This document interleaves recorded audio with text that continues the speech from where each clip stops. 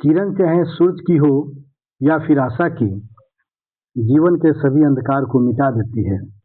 नमस्कार, जय हिंद साथियों। मैं रविंदर सर अपने यूट्यूब चैनल नॉलेज उड्स में आप सभी का स्वागत करते हैं। गाइस, आज मैं पोएट्री सेक्शन का पहला चैप्टर का ऑब्जेक्टिव लेकर आया हूं, जो एग्जाम ओरिएंटेड है, जो पूछा हुआ है और आने वाले जो एग्जाम बोर्ड है उसमें भी पूछने का पूरा संभावना है। तो चैप्टर है ये पहला जो आप देख पा रहे होंगे स्क्रीन पे, जिसका नाम है sweetest love I do not गो। बहुत ही प्यारा, बहुत ही खूबसूरत कविता है। दोस्तों, इस कविता को शुरू करने से पहले इस चैप्टर का कुछ निचोड़ हम आपको समझाना चाहेंगे, ताकि इनसे जो भी रिलेटेड ऑब्जेक्टिव है वह आप बना पाएं। तो चलिए एक हम ब्लैंक स्लाइड पे आपको समझाने की कोशिश करते हैं। जैसा कि आपको पता है कि इस चैप्टर का नाम है sweetest law I do not go. Sweetest law I do not go, I do not गो। ये चैप्टर का नाम ऐसा क्यों रखा गया है, इसके पीछे की बात हम समझेंगे। जैसा कि पता है कि स्वीटेस्ट लव जो होता है, इसका हिंदी की बात करें तो हिंदी होता है प्रिय आत्मा। प्रिय आत्मा यानी कि जो प्रिय आत्मा होगा, जो आत्मा को प्रिय हो, जो सबसे ज़्यादा प्यार करता हो, दुलार करता हो, उसी को हम लोग बोलते हैं प्रिय आत्मा। तो ये जॉर्डन साहब प्रिय आत्मा किसको कहे हैं और क्यों कह रहे हैं कि आई do not go. I do not गो का मतलब होता है कि मैं नहीं जाता हूँ। ये सिंपल प्रेजेंट टेंस का निगेटिव है। थोड़ा सा और इसके बारे में हम लोग समझने की प्रयास करेंगे। Sweetest love I do not गो कि जो कवि हैं, जो इनके राइटर हैं, जो पोएट हैं, उनका नाम है जॉन डन। जॉन डन याद रहना चाहिए। पूछता है कि स्वीटेस्ट लव किसने कंपोज किया है, किसने लिखा है, तो आंसर मेरा होगा जॉन डन। दूसरी चीज उल्टा भी पूछ देता है कि जॉन डन कौन सी कविता को लिखा है, तो sweetest love I do not गो। अब बात आती है इनकी जन्म की। तो जन्म हम लोग याद रखेंगे 1572। याद कैसे करेंगे? तो 15 के पहाड़ा 5 पर पढ़ना है, 15 पचे 75, 3 माइनस करना है तो हो जाएगा 72, 1572 में। फिर इनकी मृत्यु यानी डेथ की बात करना है। 16 के पहाड़ा 2 बार पढ़ेंगे तो 16 दूना 32, एक घटा देंगे तो हो जाएगा 1631। इस तरह से इनका जन्म और मरण दोनों हम याद कर लेंगे। तो एक बार देख लीजिए, जन्म है 1572 में और मृत्यु निधन डेथ है इनका 1631 में। थोड़ा सा और इनकी गहराई में जाना चाहेंगे ताकि हमारी ऑब्जेक्टिव सही से बन जाए। जॉर्डन साहब इंग्लैंड के रहने वाले थे। जॉर्डन साहब इंग्लैंड के रहने वाले थे। जॉर्डन का जन्म इंग्लैंड में हुआ था। इंग्लैंड में है एक जगह जिनका नाम है लंदन। तो हम कैसे कैसे इसको याद रखेंगे? जॉन डन लंदन याद रहेगा। जॉन डन लंदन, और लंदन कहाँ पड़ता है? इंग्लैंड में। तो इस तरह से जो कवि है जॉर्डन साहब, इनका हम जन्म प्लेस यानी कि जगह या फिर देश के बारे में हम लोग पता कर सकते हैं। तो जन्म देख लिए, जन्म इंग्लैंड में लंदन में हुआ था। दूसरी चीज कि लंदन में ही एक यूनिवर्सिटी है जिनका नाम है Oxford university. Oxford university, Oxford university में जॉर्डन साहब पढ़ाई कर रहे थे। कौन सा पढ़ाई कर रहे थे? तो वहाँ डिग्री की पढ़ाई कर रहे थे। ऑक्सफोर्ड यूनिवर्सिटी में जॉर्डन साहब डिग्री की पढ़ाई कर रहे थे। डिग्री की पढ़ाई ऑक्सफोर्ड यूनिवर्सिटी से कर रहे थे। हालांकि अभी ये डिग्री पूरा ही नहीं हुआ था कि जॉर्डन को फोर्सली जबरदस्ती वहाँ से निकाल देता है। निकालने का रीजन इनका धर्म आता है। इनका धर्म था रोमन कैथोलिक। कौन सा धर्म था? Roman Catholic. एक नीच जाति होता है और उस समय एंटी रोमन कैथोलिक चल रहा था इंग्लैंड में। तो इन्हीं की प्रताड़िता के कारण जॉर्डन को यहाँ से निकाल दिया गया। आगे अब और समझेंगे। जॉर्डन जब वहाँ से निकलते हैं तो स्टडी करते हैं, अध्ययन करते हैं। स्टडी इन्होंने किया एक लॉ की। लॉ माने होता है कानून की पढ़ाई किया इन्होंने। दूसरा इन्होंने पढ़ा थियोलॉजी। थियोलॉजी थियोलॉजी का अगर हिंदी की बात करें तो होता है धर्म शास्त्र, जिसमें धर्म की बात होती है। इन्होंने कहा कि हम पढ़ना चाहेंगे कि कौन सा धर्म ये बात लिखी गई है कि रोमन कैथोलिक को नहीं पढ़ना है, नहीं पढ़ाना है। तो दो चीज़ें याद रखेंगे। ऑप्शन में आ सकता है कि जॉर्डन साहब कौन सा स्टडी किए थे, तो लॉ और दूसरी थियोलॉजी। कभी कभी ये दोनों ऑप्शन में आ जाता है। ए में दे देगा लॉ तो बी में देगा थियोलॉजी, और सी में पूछेगा ए प्लस बी तो ए प्लस बी होगा। अगर लॉ सीधा रहेगा बाकी के दूसरा रहेगा तो लॉ, थियोलॉजी पूछेगा तो थियोलॉजी। आगे बढ़ते हैं। अब इनको एक चीज़ है, इनकी लाइफ में एक टर्निंग पॉइंट आता है। टर्निंग पॉइंट ये था कि इनको एक लड़की से लव हो जाता है, मोहब्बत हो जाती है, प्यार हो जाता है। और प्यार होने के कारण पहले ज़माने में लड़की के ऊपर बहुत पाबंदी थी। किसी पर पुरुष के सामने चेहरा नहीं दिखाना होता है। अगर उस तरह से कोई पकड़ा जाता या छेड़ता तो लोग उसको मुंडन करवा के गधा पे बैठा के पूरे मोहल्ले, गांव, चौराहे चौराहे पे घुमाया जाता था, ताकि आइंदा कोई लड़का ऐसा घर गलत न करे। उसी समय जॉर्डन को जब लव हुआ एक लड़की से, तो जॉर्डन साहब को जेल में जाना पड़ा। जॉर्डन साहब कहाँ चले गए? जेल में चले गए, जेल में कैद हो गए। लेकिन जब ये जेल से निकलते हैं, जब ये जेल से बाहर आते हैं, तो इसी लड़की से इन्होंने शादी कर लेते हैं।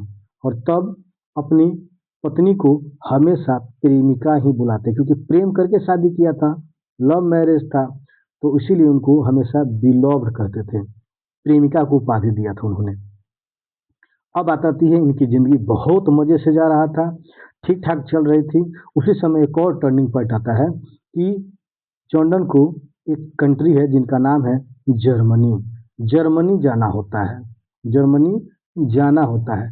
जर्मनी जाने का, जैसे मान लेते हैं कि जर्मनी जाना है, तो ये बात अपनी पत्नी से कहा कि देखो ना मुझे जर्मनी जाना है, तो वो टेंशन में आ जाती है। क्या चीज़ में आ जाती है? टेंशन में। जाहिर सी बात है, कोई किसी को छोड़ कर जाएगा तो टेंशन में आ जाता है। टेंशन में आने का रीज़न, क्योंकि उनको पता था कि हो सकता है कि जॉर्डन जाएंगे तो जर्मनी से फिर लौट कर आएंगे कि नहीं, हमें भूल जाएंगे, कोई दूसरी मोहब्बत मिल जाएगी। लव मैरिज था, तो उनको ऐसा संदेह था कि दूसरी लव हो जाएगी, दूसरी शादी कर लेंगे, फिर हमें क्या हो जाएगा, हमें छोड़ देंगे। वो छुपा रुस्तम वाला गाना तो सुन भी किए होंगे आप लोग कि झुमके कंगना, है ना, बंगला गाड़ी, झुमके कंगना सब दे देना सजना, लेकिन दिल न देना किसी को। अर्थात कवि का ये कहना है कि इनकी टेंशन जो थी इनकी जो वाइफ थी वो टेंशन में आ जाती है। तो टेंशन में आने के कारण जॉर्डन साहब अपनी पत्नी को कंसोल करते हैं। कंसोल मतलब समझाते हैं। क्या समझाते हैं? कंसोल करते हैं।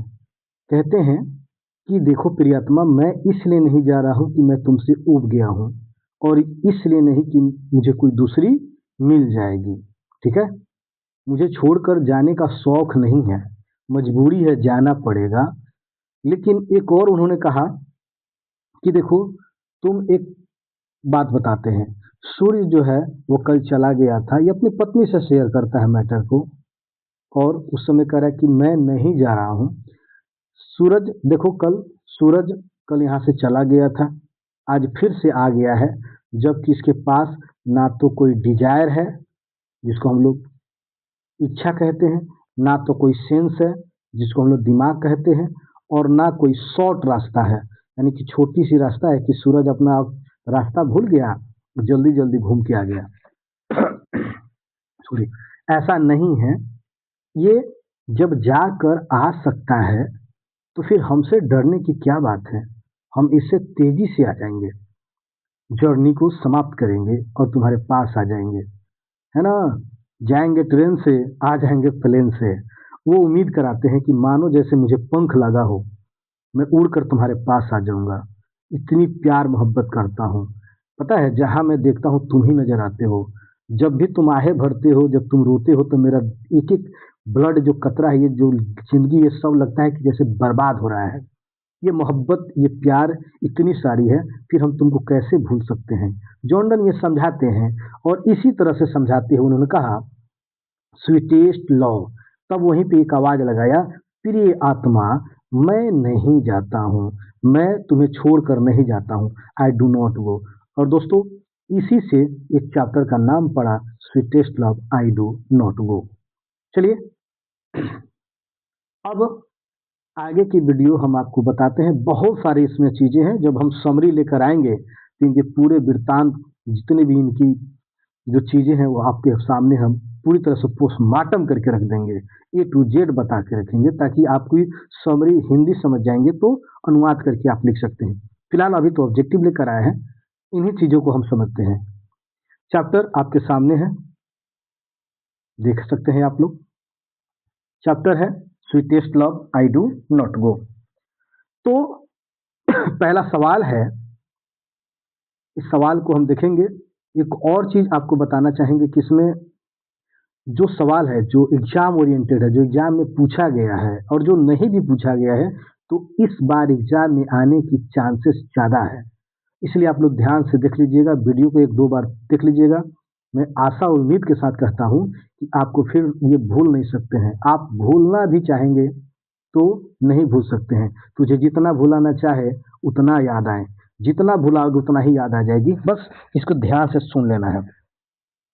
तो चलिए, हम आते हैं पहले चैप्टर की पहली सवाल, जो आपका है, Jordan Jordan compares his journey. Jordan जो है अपनी जर्नी को कंपेयर करते हैं of life to that of the. किससे कंपेयर करता है? किससे कहते हैं कि जब वो आकर जा सकता है, जाकर आ सकता है, तो हमसे डरने की क्या बात। वो सूरज से कंपेयर करता है अपनी लाइफ को, जर्नी को, कि देखो मैं उससे तेजी से आ जाऊंगा, सूरज से बहुत जल्द आ जाऊंगा, तुम घबराओ नहीं। ठीक है, तो इसका आंसर हो जाएगा, राइट आंसर हो जाएगा बी, सन। सन से कंपेयर करते हैं। दूसरी सवाल, दूसरी सवाल है ये, दूसरी सवाल आपको बताना चाहेंगे। ये रहा स्क्रीन बोर्ड पे, कहते हैं, जॉर्डन वाज, जॉर्डन थे, है ना, pioneer, pioneer of new kind of lyrical and dash verse. इनका कहना है कि ये जो पियोनियर है, ये आगे चलने वाला, यानी आगे ले जाने वाला, है ना, जो लिरिकल है, जो काव्यात्मक है, जो काव्यात्मक को आगे ले जाने वाला अगर है कवि जॉर्डन, है ना, तो कैसा है, इसमें और भी है, जिसका ऑप्शन होगा सैटरिकल। क्या होगा? सैटरिकल। सैटरिकल का होता है व्यंग्यात्मक, किसी पर व्यंग करना, व्यंग्यात्मक। तो इसका ऑप्शन हो जाएगा satirical. Option number A is the right answer. दोस्तों, हर जो पूछी गई सवाल है आपको मेंशन किया गया है कि कब कब पूछा गया। तो 2024 के सेट नंबर ए के आईए में पूछा गया है। आईए का फुल फॉर्म होता है इंटरमीडिएट ऑफ आर्ट्स। ये नहीं है कि आर्ट्स पूछा है तो साइंस में नहीं पूछेगा, ऐसा भ्रम में नहीं रहना है। आर्ट्स में भी पूछा है तो साइंस में पूछने की चांसेस हो सकती है। चलते हैं अगले सवाल पे। तीसरा सवाल कहता है कि who will make quicker, who will make quicker journey than the sun.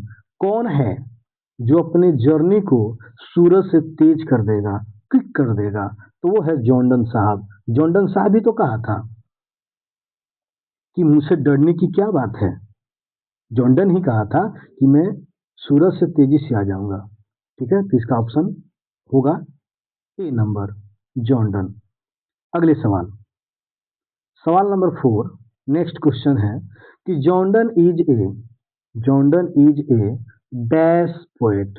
Jordan को कौन सा कवि कहा जाता है? तो एक और चीज समझिए, एक तो इसका ऑप्शन हो जाएगा बी, मेटाफिजिकल। मेटाफिजिकल का मतलब होता है आध्यात्मिक। क्या होता है? आध्यात्मिक, आध्यात्मिक, आध्यात्मिक आप लोग देख लीजिएगा, इसका हिंदी होता है आध्यात्मिक, है ना। एक और चीज, दो उपाधि मैं आपको एक स्लाइड से बताता हूँ। जॉर्डन को दो उपाधि मिला था, दो नामों से जाने जाते थे। एक तो मेटाफिजिकल, जो आपके ऑप्शन में है मेटाफिजिकल, और दूसरा इन्होंने लव लव लिखा था, यानी कि ये लव जो पोएट थे, जो लव पोएट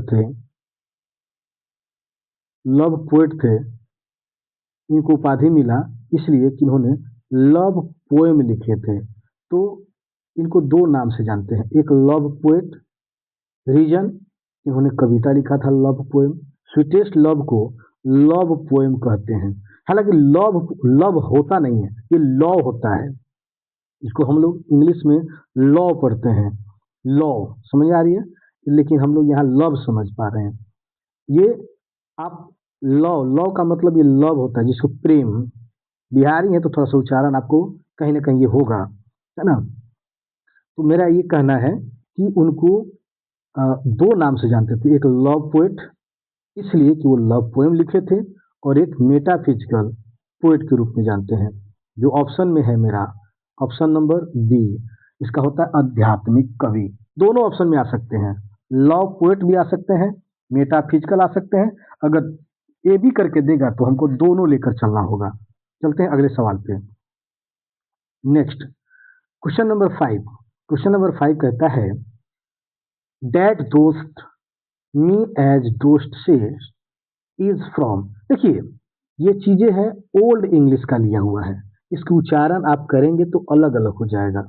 इसको बहुत सारे 2020 में और 2024 में पूछा गया है। 2024 के आईएससी में पूछा गया है और 2020 के आईए में पूछा गया और सेट ए में पूछा गया है। दोस्तों सबसे पहले एक और मैं सजेस्ट आपको करना चाहूँगा कि आप इस कविता के जितनी भी लाइनें हैं सबको लाइन को पढ़ लीजिए, क्योंकि लाइन ज़्यादातर अब पूछे जा रहे हैं। हर कविता से कहीं ना कहीं 2-3 लाइन आपके एग्जाम में देखने को मिल सकता है। अतः I request of you, please carefully read your all types of लाइनेट जो आपको दिया गया है। जो भी चीज़ें लाइन है उसको दिया गया है उसे पढ़ लीजिए। इसका मतलब है कि आप लाइन पढ़ेंगे तो दो फायदा होगा, एक तो आपका ऑब्जेक्टिव पकड़ में आएगी, दूसरी लाइन एक्सप्लेन करने में आपको मदद मिलेगा। लाइन एक्सप्लेनेशन भी हम बताएंगे कि वो कैसे करना है, कैसे पकड़ना है, वो अगले वीडियो हमारी आएगी उसमें। फिलहाल इसकी बात करें ये लाइन किससे लिया गया है, क्योंकि हम जानते हैं कि हम पढ़ रहे हैं किससे, स्वीटेस्ट लव वाला, तो हमारा ऑप्शन भी हो जाएगा sweetest love I do not go. Understand, समझ में आ गया होगा। चलिए नेक्स्ट क्वेश्चन 6 नंबर। 6 क्वेश्चन कहता है डॉन प्रजेंट, यानी जॉर्डन को ही शॉर्ट में लिखा गया है डॉन। जॉर्डन प्रजेंट हिमसेल्फ, खुद को प्रेजेंट करते हैं sweetest love I do not go in में, यानी इस जो कविता है sweetest love I do not go, इसमें जॉर्डन अपने आप को कैसे रिप्रेजेंट करते हैं, तो फर्स्ट पर्सन सिंगुलर नंबर में करते हैं। फर्स्ट पर्सन सिंगुलर नंबर में करते हैं। Option is the A right होगा, ए हो जाएगा राइट ऑप्शन। ये ज्यादा है नहीं, आप लोग देख लीजिएगा। Next next question. Next question कहता है sweetest love I do not go is, ये क्या है, तो मैंने अभी देखिए आ गया, मैंने बताया था कि स्वीटेस्ट लव आई एक लव पोएम है। कौन पोएम है? लव पोएम, प्यार वाला कविता है। इसमें बहुत सारे प्यार मोहब्बत की बातें हैं। समरी जब हम कराएंगे तो और भी इनकी डीपली में हम बताने की कोशिश करेंगे। तो स्वीटेस्ट लव कैसी पोएम है? ये एक लव पोएम है, प्यार वाला, है ना, मोहब्बत वाली कविता है। किनकी किनकी? जॉर्डन की मोहब्बत की कविता है इसमें। ठीक है, तो ऑप्शन मेरा कौन हो जाएगा? C number, love poem. चलते हैं आगे। Next next question. Question number 8 कहता है Jordan is well known for, Jordan को जाना जाता है, जॉर्डन को हम लोग जानते हैं। कैसे जानते हैं, किसके लिए जानते हैं? ये 3-4 चीजें इनको ध्यान में रखिए। एक, सॉन्ग एंड सोनेट के लिए जानते हैं, क्योंकि देखिए एक आता है सोनेट, आपको हम जब अगले वीडियो में लेकर जब हमारी आगे क्लास चलेगी तो सोनेट के बारे में आपको पढ़ाएंगे। सोनेट का मतलब होता है जो 14 लाइन की कविता होती है, वैसी कविता जिनकी पंक्ति 14 लाइन की है, और आपके पूरे कविता जो 10 कविताएं हैं, 10 पोएम हैं, उसमें से एक पोएम सोनेट पोएम है, वो है द सोल्जर। उसकी चैप्टर हम लेकर आएंगे तो उसमें और विस्तार से करेंगे। फिलहाल सॉन्ग एंड सोनेट के लिए जॉन डन को जाना जाता है ना। उसके बाद इसमें अगर देखा जाए तो सॉरी, सटायर्स इसके लिए भी जाना जाता है, जिसको व्यंग करते हैं, व्यंगात्मक जो व्यंग होता है। उसके बाद सेरमॉन्स इसके लिए भी, जैसे उपदेश वगैरह होता है, उसके लिए भी जानते हैं। तो सॉन्ग एंड सोनेट, उसके बाद सटायर्स और सेरमॉन्स, सब के लिए जानते हैं। अतः ऑप्शन मेरा हो जाएगा डी। ऑप्शन इज कौन होगा सही? डी। डी मतलब all of these, all of these is the right answer. ये अक्सर पूछे जाते हैं, इस बार इसको पूछा नहीं है, लेकिन देख लीजिएगा VVI सवाल है। नेक्स्ट क्वेश्चन, नेक्स्ट क्वेश्चन है 9। 9 कहता है in the poem sweetest love I do not गो। ये जो पोएम है sweetest love I do not go, इसमें DYE का क्या मतलब है?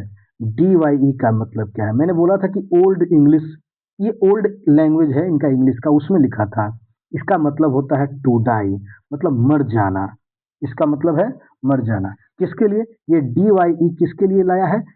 डाई के लिए लाया है, जिसका है शुद्ध अगर देखा जाए उच्चारण तो DIE हो जाएगा। ठीक है, तो option is the A is the right answer. Next, next question 10। Sweetest love I do not go may be compared with Shakespeare's. कह रहे कि sweetest love I do not गो जो है यह शेक्सपियर्स के साथ में कंपेयर किया जाता है। कैसे? The marriage of true mind, the marriage of true mind, the marriage of true mind, the marriage of true mind. ठीक है, अब इसकी बात करते हैं कि the marriage of true mind का क्या मतलब होता है ना। मन का मिलन, इसका होता है सच्चे मन का मिलन। इसका अगर हिंदी करें बात तो सच्चे मन का मिलन होता है, सच्चे मन का मिलन होता है। जब दो दिल, सच्चे दिल एक जगह मिलते हैं तो उसी को हम लोग the marriage of true mind कहते हैं। ठीक है, ओके, चलते हैं अगले वीडियो पे। अगले वीडियो है 11 question, who has compose the poem sweetest love I do not गो। बहुत इजी सवाल है ये। कह रहा है कि कौन है जिन्होंने sweetest love I do not गो को लिखा है, कौन सा कवि? तो जैसा कि हमको पता है जॉन डन साहब। ऑप्शन क्या हो जाएगा? ए इज द राइट आंसर। ठीक है, इसमें ज्यादा कुछ था नहीं। बढ़ते हैं अगले सवाल पे। Next question 12 number. इनका कहना है कि John Donne was pioneer, pioneer of. ये जो पियोनियर है इसके बारे में हम लोग बोलेंगे जो आगे ले जाने वाला है, तो ये है, हम जैसे जानते हैं रिस्टोरेशन, रीस्टोरेशन पोएट्री, वापसी का, वापसी का, इसको देखा जाए तो वापसी का। यानी ये जो कविता है अपनी वाइफ को कहते हैं कि प्रियात्मा मैं वापस जरूर आ जाऊंगा, मैं लौट कर आ जाऊंगा। ठीक है, तो रीस्टोरेशन पोएट्री के बारे में है ये। तो ऑप्शन कौन हो जाएगा? ऑप्शन हो जाएगा इसका सी। देख लीजिएगा, ये अभी पूछा हुआ है 2019 के सी सेट के ISA में, तो इस बार आने की पूर्ण रूप से संभावना है। बढ़ते हैं अगले सवाल के ऊपर। Sweetest love I do not go, sweetest love I do not go is, क्या है ये? तो ये एक लिरिक है, एक लिरिक। लिरिक का मतलब होता है गीत का बोल, लिरिक का मतलब होता है गीत का बोल, गीत का बोल। लिरिक का मतलब होता है गीत का बोल। तो sweetest love I do not go is, ये लिरिक है, लिरिक है। ओके, या फिर लव पोएम है। ऑप्शन दोनों में से आ सकता है। अगले सवाल, क्वेश्चन नंबर नेक्स्ट। इनका कहना है कि sweetest love I do not go has been addresses to. किसको एड्रेस कर रहा है, किसको संबोधन कर रहा है? ये जो कविता है sweetest love I do not गो, ये किसको मतलब कि एड्रेस कर रहा है, किसके लिए समर्पित है? तो ये है जॉन डन की वाइफ के लिए, जॉन डन की वाइफ के लिए। और जॉन डन हमेशा अपनी वाइफ को बिलॉव्ड की उपाधि दी है, हमेशा वो बिलॉव्ड बोलता है, प्रेमिका बोलता है। किनको? अपनी वाइफ को। तो ऑप्शन इसका हो जाएगा D, D is the right answer. Okay, D the right answer. Next question, the occasion of the poem sweetest love I do not go is John Donne's. ये जॉन डन्स की ये जो ओकेशन है, जो अवसर, ये जो पोएम है किसके बारे में बात करता है? तो ये है कॉन्टिनेंटल ट्रिप के बारे में, कॉन्टिनेंटल ट्रिप के बारे में। इसका हिंदी की बात करें तो महाद्वीपीय महाद्वीपीय यात्रा की चर्चा करते हैं। महाद्वीपीय यात्रा की चर्चा करते हैं। कहाँ जाना है? जर्मनी। उन्हीं की बात कर रहा है, महाद्वीपीय यात्रा की चर्चा करते हैं। तो जॉन डन साहब इसमें कॉन्टिनेंटल ट्रिप में, है ना, ये चर्चा कर रहे हैं महाद्वीपीय यात्रा की। तो ऑप्शन कितना हो जाएगा? Option A is the right answer. देख लीजिएगा, इस बार आने की पूर्ण रूप से संभावना है। अगले सवाल 16 questions, John Donne has written the poem. बहुत सिंपल है, इजी है कि जॉन डन कौन सा कविता को लिखे हैं?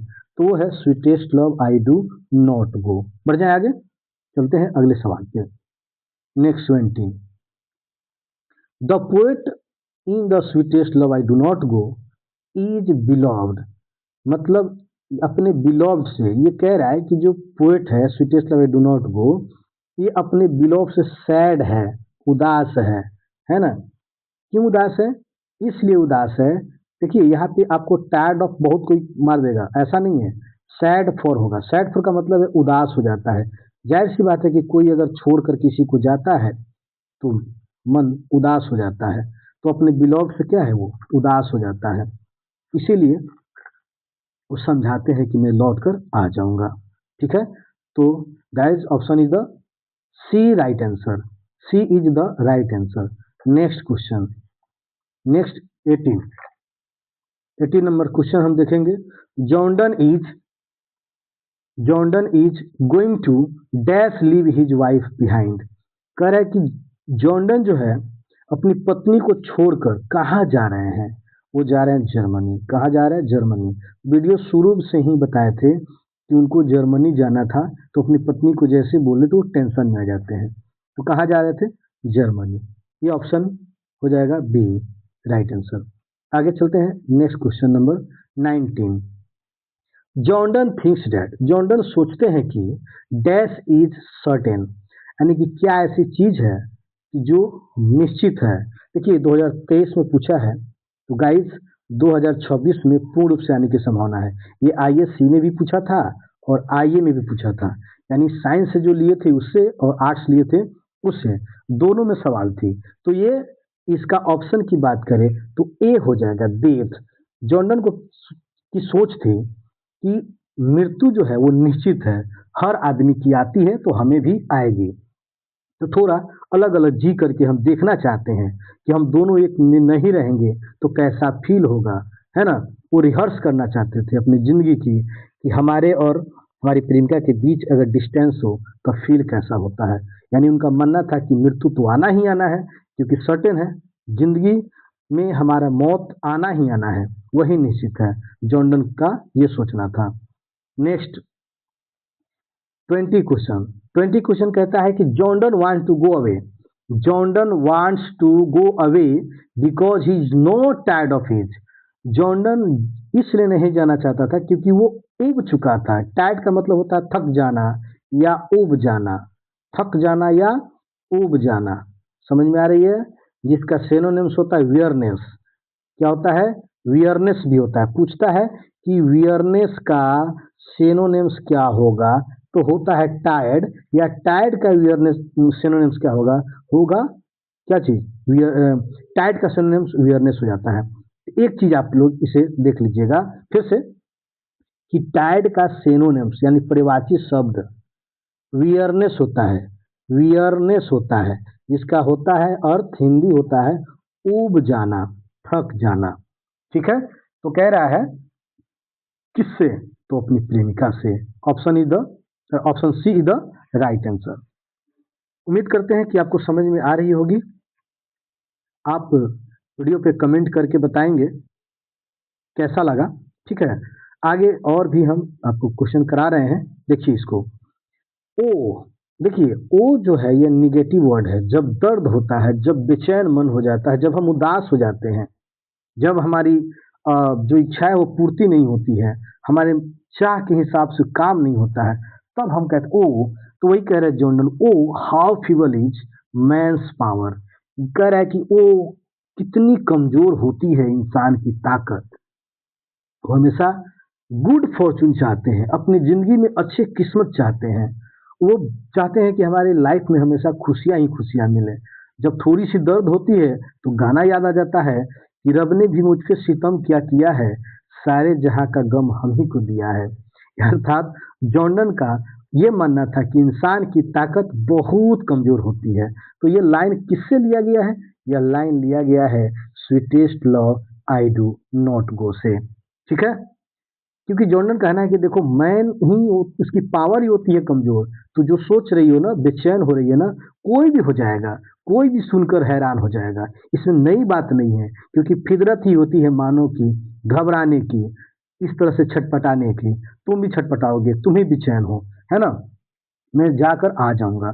ये लाइन लिया गया sweetest love I do not गो से। चलिए दोस्तों आगे चलते हैं नेक्स्ट क्वेश्चन पे। 22 क्वेश्चन। जॉर्डन महसूस करते हैं डैट की a dash is very hopeless. यानी कौन ऐसी चीज है जो बहुत लाचार हो जाता है? तो मानव, अभी बताया, इंसान होपलेस हो जाता है, लाचार हो जाता है, मजबूर हो जाता है। चलते हैं आगे नेक्स्ट क्वेश्चन कहता है कि dash has been described as a metaphysical poet. किसको किसको हम जो आध्यात्मिक कवि के रूप में व्याख्या किए हैं जानते हैं? तो मैंने बोला जॉर्डन साहब को। दो उपाधि याद रखिएगा, एक मेटाफिजिकल पोएट और एक लॉ पोएट। दोनों हम जॉर्डन को ही कहते हैं। चलते हैं आगे के सवाल पे। 24 कहता है dash wants to gladly accept death. कौन है जो खुशी खुशी मौत को गले लगा लेना चाहता है, मौत को मतलब अपने साथ मिला लेना चाहता है? वो कौन है? वो है जॉर्डन साहब। जॉर्डन साहब मौत को गले खुशी खुशी लगा लें, क्योंकि उनका मानना था कि मृत्यु आना ही आना है। ये हमारी लाइफ की सच्चाई है कि हर इंसान की मौत एक न एक दिन आना है, तो क्यों ना हम उसे खुशी खुशी ही गले लगा ले। तो जॉर्डन का मानना था। चलिए ऑप्शन आपका यहाँ पे देखना होगा, सी होगा। नेक्स्ट 25 क्वेश्चन कहता है Jordan had seen the sun setting night. Jordan ने देखा, क्या देखा था? डूबते हुए सूरज को। कब? Star night. यहाँ डे नहीं होगा डियर, यहाँ होगा स्टार। स्टार और इस स्टार स्टरडे, स्टरडे का मतलब होता है बीता हुआ कल, लेकिन स्टार नाइट, डे के जगह पे जब नाइट लगा देंगे तो हो जाएगा कल की रात।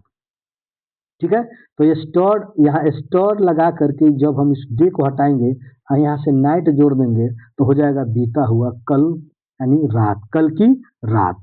ठीक है, तो सूरज ने देखा कि कल की रात, सॉरी जॉर्डन ने देखा कि कल सूरज डूब रहा था, फिर से आज आ गया है। तो इसकी ऑप्शन हो जाएगा B the right answer. Okay, next question 26। Jordan study law. आ गया ना, मैंने बताया था कि दो पढ़ाई इन्होंने किया था, स्टडी किया था, एक लॉ और एक थियोलॉजी। एक लॉ और एक थियोलॉजी। लॉ का मतलब कानून और थियोलॉजी का मतलब होता है धर्म शास्त्र। इसका मतलब होता है धर्म शास्त्र। धर्म शास्त्र जिसमें धर्म की बात होती है उसी को हम लोग कहते हैं धर्म शास्त्र। तो दो चीजें इन्होंने पढ़ा था, एक लॉ और दूसरा थियोलॉजी। तो option A is the right answer. चलते हैं अगले सवाल पे। 26। But believe that I shall make speeder journey is taken from. ये लाइन दिया गया है। मैंने बोला डियर लाइन बहुत पूछा जाता है।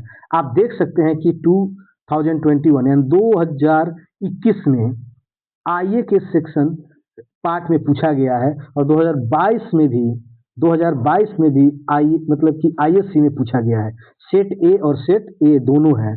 आईए इंटर में भी पूछा गया है, आर्ट्स में पूछा गया है 21 और 22। तो ये बहुत बड़ा बहुत महत्वपूर्ण चैप्टर है, इनको आप लोग देख लीजिएगा, है ना। तो इसका बात करें कि यह लाइन किससे लिया गया है, तो यह लाइन लिया गया है sweetest love I do not go कविता से। ठीक है, तो डियर इस तरह से ये सेशन समाप्त होता है। आशा करता हूँ, उम्मीद करता हूँ कि आपको समझ में आया होगा। आप मेरे इस वीडियो पे कमेंट करें, है ना, मेरे चैनल को सब्सक्राइब करें, लाइक करें, मेरा हौसला बढ़ाएं, है ना। मिलते हैं अगले वीडियो में, तब तक के लिए नमस्कार, जय हिंद, जय भारत।